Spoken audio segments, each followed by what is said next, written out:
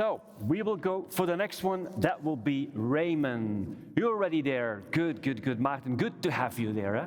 So Raymon, I'll help you out with this one. Raymon helps teams set up a fully featured monitoring and observability platform, specifically tailored for AI systems. I'm right on that one. The platform decides and solves quality issues in ML-based systems, machine learning. By doing so, Raymon helps teams build better products, maintain them with lower effort, and boost productivity. That's a perfect pitch for me. Ah, good, good. I'm happy with this one. And I'm curious about Raymon, because I'm interested. But it's not about me, it's about the jury. We still have the jury up and running. We have a live jury, and we have a digital jury. So, Martin, it's up to you. We start with your 10-minute pitch. Have a go, Raymon. Thank you. I hope you're interested as well, just like the presenter. Can I have the slides? Oh yeah, perfect. So, as the presenter already introduced, we're Raymon.ai, and we're helping AI teams detect and solve quality issues. And AI has a lot of potential, but it also comes with a lot of challenges. And one of those challenges is maintaining and improving those systems in deployment, after deployment.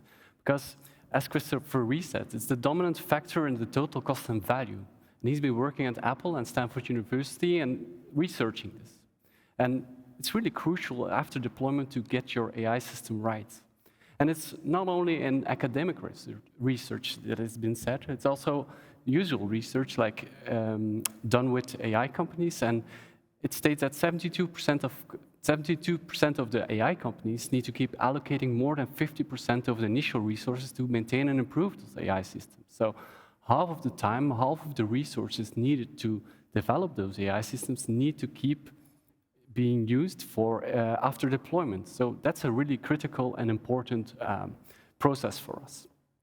And why is this? Well, AI teams are currently struggling to maintain and improve this, and it's a lot of manual work. As you can see on the left-hand side, your system is being tailored for one construction site in this case. It's a client of us, and it's being trained on that data. But as a company, you want to scale to new construction sites, and that's where the trouble begins, because software is about, is it live, is it up, or is it down? But with AI systems, about how well is my system doing in a new environment for a new client? So you really have to understand what's going on there. And those are the needs. So how can I assure quality and assure performance like it was intended to do so? And how can I assess that? That's a really hard question today. And how can I improve my system really effectively? So without constantly retraining, what data should I look at? How can I improve my system? How can I make this easier? And those are the issues currently AI teams in production are struggling with. And that's, of course, what we try to solve with Raymon.ai. And we gave them an AI observability hub to manage their production systems. And we offer them an open source library in which they can log data, input data, output data, and other metrics that are relevant. So it could be about clients, it could be about countries, and so on. Based on that logs, we can give them alerting, really granular alerting about how is my system performing for that client in that country. And if there's an issue, we give them really easy debugging flows to really resolve that issue in a really easy way. And when it's time to retrain or the quality is decreasing, we gave them ways to improve the systems in a really effective way by selecting valuable data or testing their models on a new data set. And by doing that, we give teams an easier monitoring setup. It's 5 to 10 times faster than the current solutions. We give them a way to have faster, easier resolution, because a lot of engineers now for those production systems are really manually debugging and searching for the answers if there's something going on. We give them some root cause analysis to really see what's going on in a really fast way. And we allow them to improve those models continuously within their flow, making it easy, lowering labeling costs, because we can assess what data they should label to improve the system effectively. That's what we believe in. So I'm Maarten, and Karel, he should be here, but he's in quarantine right now as it goes today. We first started out working on an AI startup, but we soon started discussing on all of those problems with AI and all of those operationalizing of AI. And that is what is driving us and why we're building Raymon.ai. Myself, I have a business background. I've been implementing AI projects for several companies from a business side, so what's the value and how can we be used within a business context. And Karel is the technical founder. He has really technical experience coming from Sentience, RoboVision, and also working for corporates. And with Raymon.ai, we want to combine that knowledge to really power AI and help teams and companies forward with deploying and making AI work in production. And we believe we can have a good opportunity in this market, because today companies are more and more deploying ML. So it's going from a proof of concept market, let's say, to a really operationalizing market in which ML is deployed in the real world. By 2025, even 75% of organizations will be operationalizing AI, according to Gartner, leading to a 4 billion market in 2025, according to Cognilytica. We're currently working with several companies, of which BASF, VDAB, and Port of Antwerp are in a POC collaboration, which we're working on. And on the other hand, we're also working with scale-up companies, because we can do R&D and really see what's the value and what value we can add. So it's Accurat, Otif, Ballooning, and Mona. And then we're talking to several consultancy companies as well, of which AI is one, to see how can we be implemented for their clients and so on. If you look at the competition, on the right-hand side, we have our substitutes. Today, a lot of monitoring is being done with DevOps tooling. So the classical Elastic and Datadog tooling, but that's not data-centric. It's based upon software logs and more about software, is it up or is it down, and how can we improve. You have the end-to-end integrated platforms of the bigger players, in which we offer, of course, more ease of use and a stepping up flow of an easier learning curve to have that flexibility for teams. And of course, what we also notice is a lot of in-house built solutions that are currently being used. If you look at the left side, we have our direct competitors. A lot of them are focusing solely on monitoring. And what we believe in is like having that AI team, giving them an operational tool, because it's not about monitoring, but it's about the whole life cycle. And we want them, enable them to do data set building and to do debugging, because it's part of their workflow.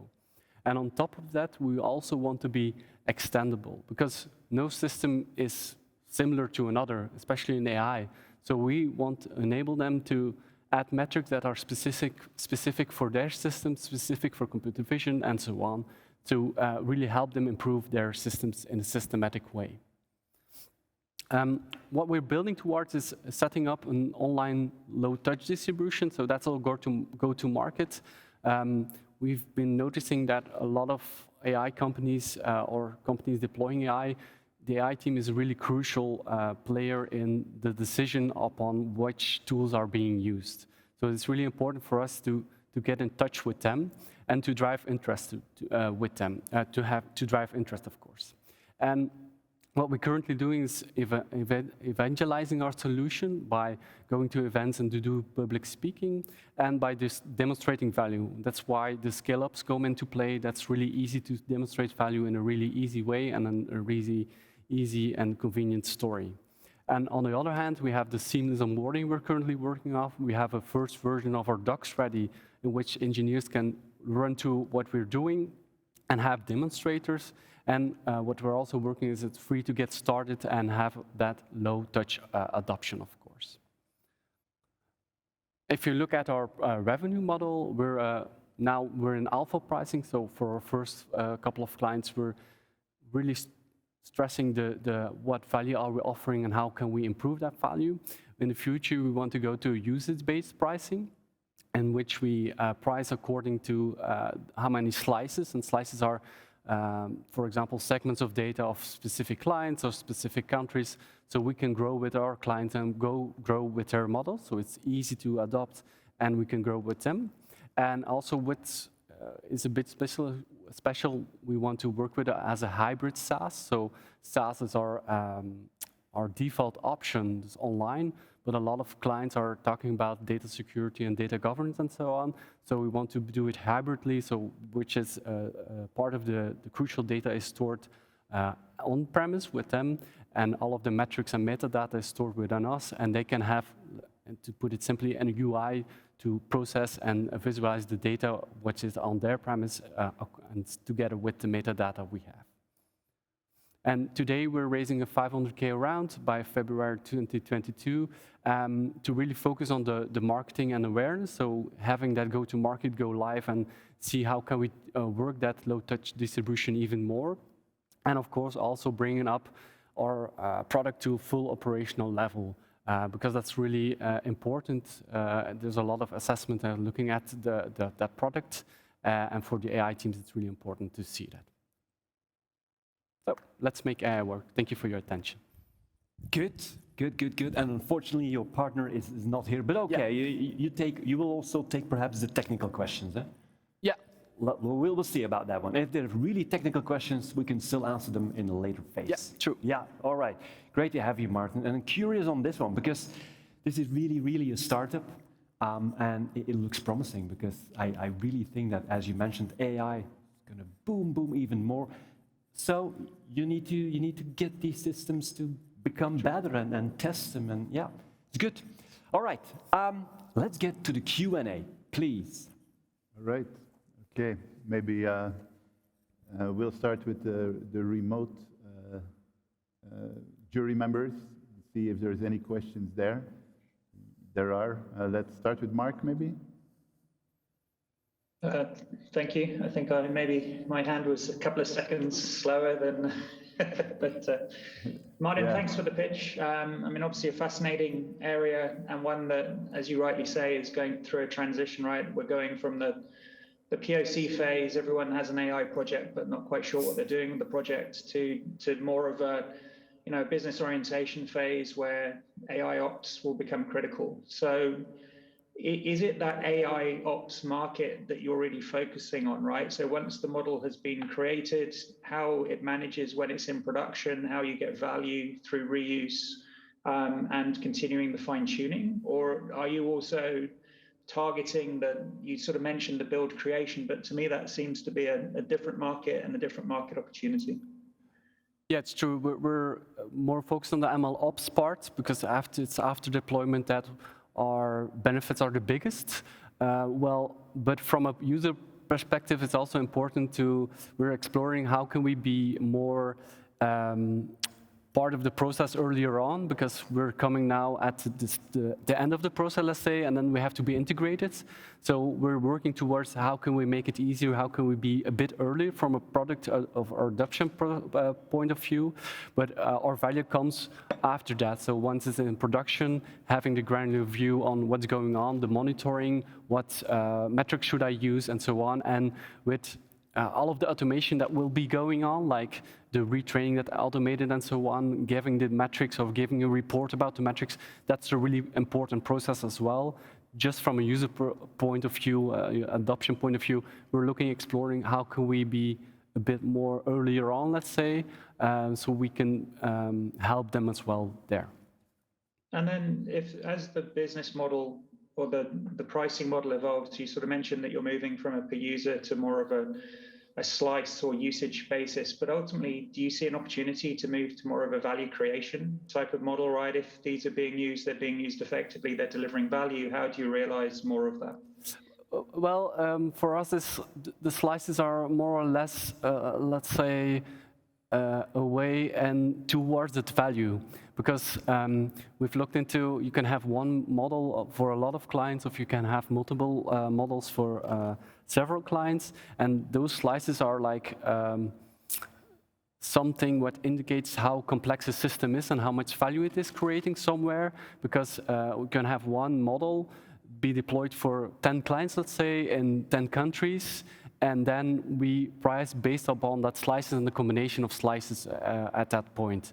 So that's actually our goal, to go to the value, but it's hard at this time to really assess how can we make it easy for our users to assess, okay, this can be used and this was what it will cost, and on the same time look at value and so on. So for us, it's like the slice-based or the segment-based pricing is like the way towards more value-based pricing. Okay, thank you. Right. Frank also had a question. Yes, an explanatory question. Do I understand correctly that the models don't need to be built within Raymon? And if that's not the case, are you able to upload all types of models into Raymon? Yeah, that's a good question.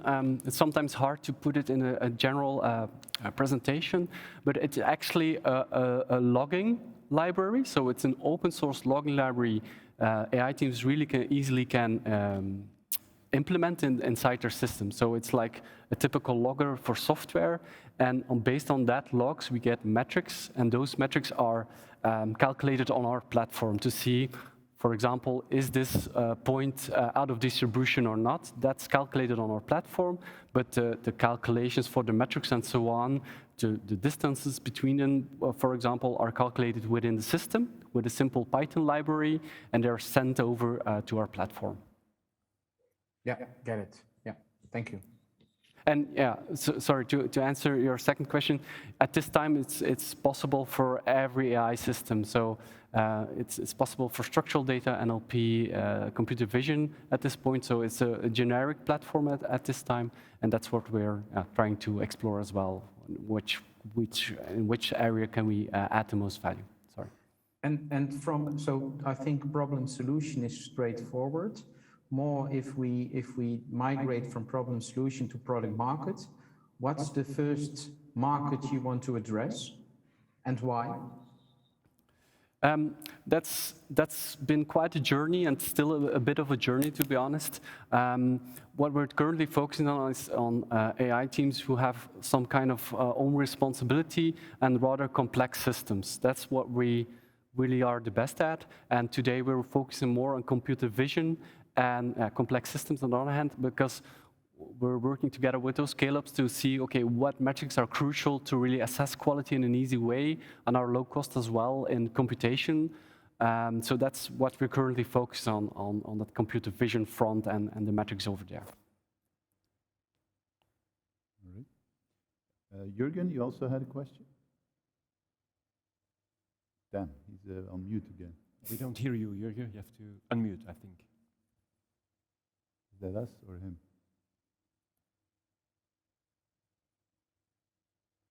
I'll let them. No, we don't hear you. We don't hear Jürgen for the moment. While we're waiting, I'll have Michelle. Do you hear me now? Sound is okay. Yeah. Sound is okay. Sorry about that. No, I had a question. I mean, there's a lot of information on time series. I mean, on data regarding time series, and there's more and more integration of those time series AI into the data set of certain bigger players. So to what extent do you see that as a threat? Because obviously if that's going to be like the AI part of that time series information set is going to be integrated within the larger products, is that a threat to you guys? You mean by time series the software monitoring side, or? Whatever kind of data that is getting popped up by production or whatever. I mean, but always like the regular time series data, basically. Yeah, that's what we're really actively looking at, because those type of tools like focus on data drift and how much is it changing and so on. And I think what we are looking at, and that's why we're focused on AI teams as well, is like, what are the troubles or what are the issues an AI team struggles with? And it's not always about data drift or one input drifting, because you can have one input feature drifting a lot, but it doesn't matter for your system. It's about giving them a granular view on that. So I think that's what we're trying to do. It's like being a platform, a hub for those engineers to solve problems. And so it's more than automatically doing that reporting and so on. It's like for them a way in to get a system, if you. It's more predictive what you guys are doing. I wish I could say that, but it isn't, because those data systems, even with our metrics here, it's kind of predictive, but I cannot say that, because predicting AI systems and the things that are going on and the data that is changing is really hard to do. And that's what we're helping engineers actually with. So it's having heuristics, it's about having the right metrics and so on. And like we put a lot of effort in when do we send an alarm. Because with every client, every situation, every day, we can send alarms because it's drifting and so on. But it's getting the right time to give some alerting. And yeah, and it's not prediction, it's actually just getting just in time, let's say, for AI teams to help them get that products live and keeping them live and only alerting them when they need to do something.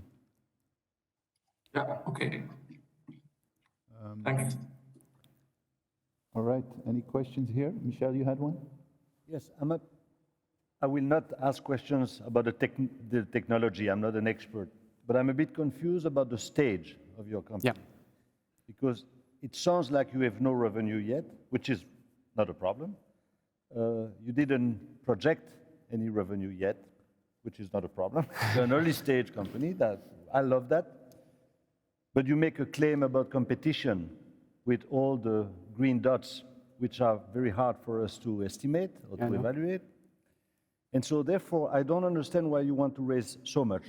In other words, why do you need to go already marketing this product? Why don't you raise less, get 1 or 2 customers to validate those green dots so that people like us can then assess the quality of the product, the quality of the result that you obtain, etc. So my recommendation, if I may, after a 5-minute pitch, it's of course very hard to say, but raise less and come back in 6 months with 2 customers.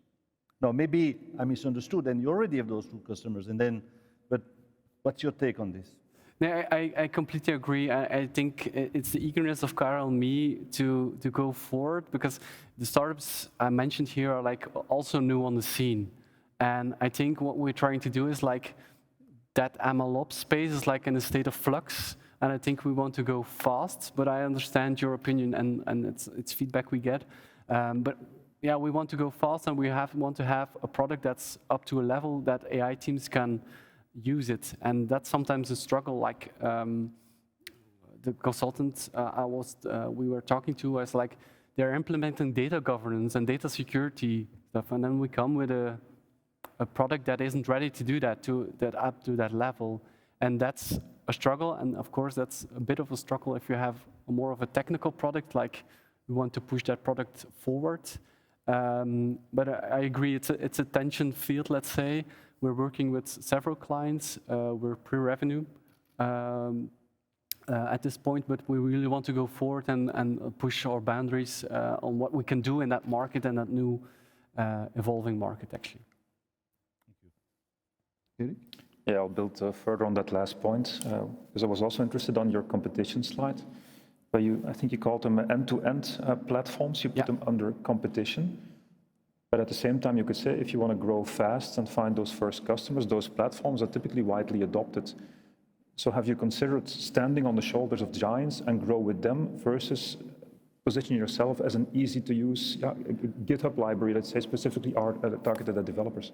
Absolutely. We have to stand on the shoulder of giants, but also we have to focus right now. And there's a lot of things going on, and a lot of the space is really fragmented right now. And you can't say Amazon SageMaker is doing better than Microsoft Azure and so on. So for us, it's like looking at the field and seeing, okay, on which trends we could look at. And I think our current view is more at the open source FlowML and those automation platforms which we can integrate, which is more of those teams are open to work with some kind of software like us, but with the end-to-end platform at SageMakers, we can add value to that, of course, like the troubleshooting and so on, but it's too early to say like they have a huge platform, we can just go to the marketplace and we'll have a flow of people going in. Yep. So that's a bit also our journey, like the MLOps space, it's exploding, but where can we fit in and how can we make our distribution really work? Because that's of course what we're searching for right now, having an easy way to have that distribution. And then maybe a short suggestion, and then by the way, I hear your point. the ethical and responsible part of AI is going to become more and more important. Maybe an idea when you're pitching bias and monitoring the performance of AI systems, people don't necessarily have to think about the technical performance of AI systems, but how to avoid bias in order to ensure more ethical AI, I think is a good pitch. And that would also allow you to move up the value chain to the very design of the models themselves. It's a food for thought. Yeah, actually, what we're doing with VideaB is exactly that, like giving them an implementation of a bias metric. And what we also allow is like an auditing trail. So for every prediction, there's an auditing trail with certain kind of traces and all of the data that can be done. For us, it's also a bit of focus, of course, because the field is huge. There's a lot of opportunity also in transparency. We're also working with a health player around that and the regulation there that's coming up from out of Europe. So yeah, I completely agree as well. Thanks. Go ahead. How long will it take before you're ready to go to market at scale and to really start scaling it? And then a second question connected to that, what do you think is needed in terms of team to conquer the market with your product? I think we need half of 2023, let's say September 2023, we should be able to have a really mature product in a sense, not completely mature, but to go to market and to evolve from our alpha product right now. And also we want to have that 18 months, let's say, to really get first in the market, get a first name, of course, and have it out there. And that's what we actually need. I think we have 3 profiles around the technical part, maturing our product, so going from DevOps to machine learning engineers, and 2 people for the more marketing and business side to get our level and get our name out there. And is there a way you could go sooner to the market, let's say by narrowing down your proposition to a smaller group? Because 1.5 years seems like a lot of time and the market can change again. Yeah, that's also part of our journey. Like there's a lot of opportunity, and that's what I said before. Like we have that book with VideaB, but now we're more focusing on the computer vision part because we think that's a more open market, it's a more complex systems and so on. And what we're working with the company I presented is like, what are the metrics that can matter in a more general sense? It will not be for 100% of the cases, but maybe for 60 to 70% of the cases, a low cost in metric, low cost in computation that can be implemented. So that's our shift of focus right now, but it's also about the maturity of products, and that's what we're still trying to find out. It's not like we're emailing and we're contacting a lot of computer vision companies at this time, but it's not like the